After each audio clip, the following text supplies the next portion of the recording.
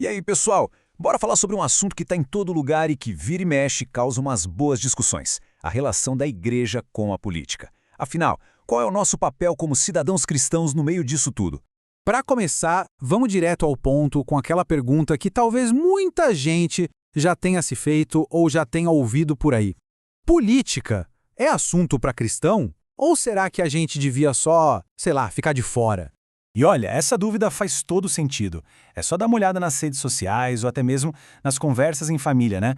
A política tem sido um motivo de briga, tem dividido muito as pessoas e, o que é mais triste, às vezes tem até atrapalhado a comunhão dentro das nossas igrejas. Mas e se a gente tentasse olhar para a política de um jeito um pouco diferente? E se ela for muito, mas muito mais do que só essa briga por partido que a gente vê por aí? Então o lance é o seguinte: política, na sua essência, é simplesmente o jeito como a gente se organiza em sociedade.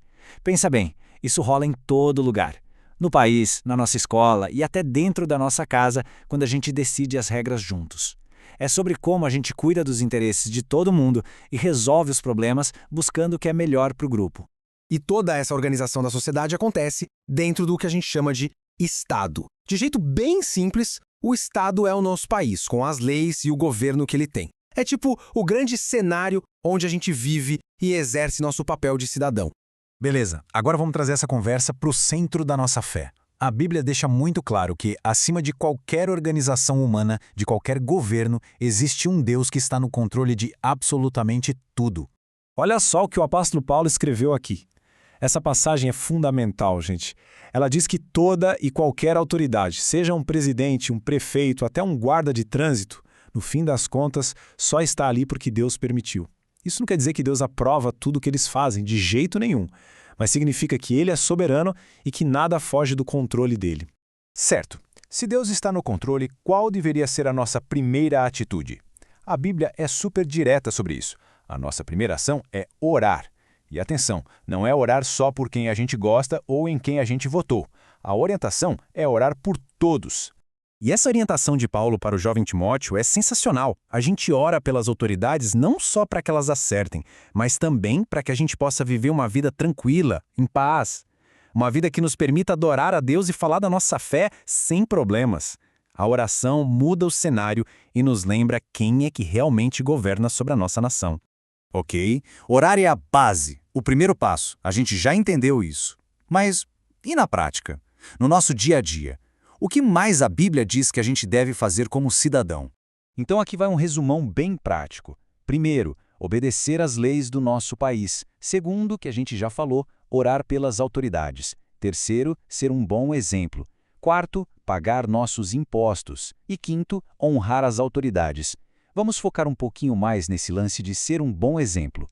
Pois é, vamos dar um zoom nesse ponto de ser um bom exemplo, porque isso é algo que todo mundo, especialmente a galera mais jovem, pode começar a praticar hoje mesmo.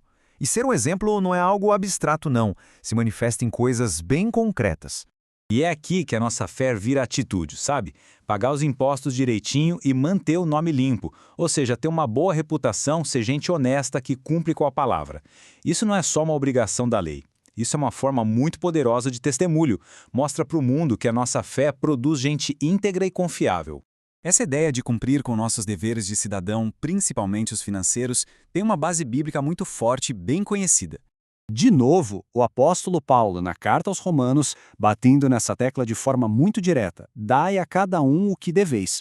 É simples assim. Imposto é imposto, honra, é um princípio de integridade que mostra o nosso caráter cristão para todo mundo ver. Mas a orientação mais famosa sobre esse assunto veio do próprio mestre, de Jesus. Teve uma vez que tentaram pegar ele numa armadilha com essa pergunta, e a resposta dele foi simplesmente genial.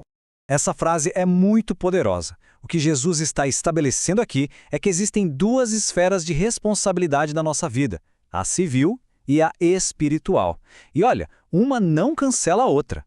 A gente tem deveres com o governo, como pagar os impostos, e tem deveres com Deus, que envolvem toda a nossa vida.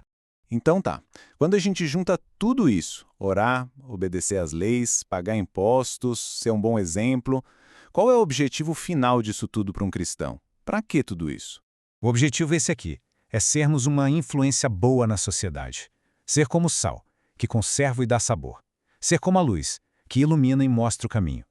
O nosso papel de cidadão aqui na Terra é uma oportunidade gigante de mostrar para o mundo os valores do reino de Deus. E para a gente terminar, fica essa reflexão. No fim das contas, a questão não é sobre partidos ou políticos.